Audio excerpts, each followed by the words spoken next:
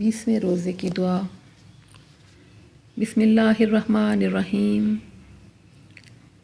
اللہم افتح لی فیہ ابواب الجنان واغلق عنی فیہ ابواب النیران ووفقنی فیہ لتلاوت القرآن یا منزل السکینۃ فی قلوب المؤمنین۔ ترجمہ: خدایا میرے لیے آج کے دن جنت کے دروازوں کو کھول دے اور جہنم کے دروازوں کو بند کر دے۔ مجھے تلاوت قرآن کی توفیق دے، اے مومنین کے دلوں پہ سکون نازل کرنے والے۔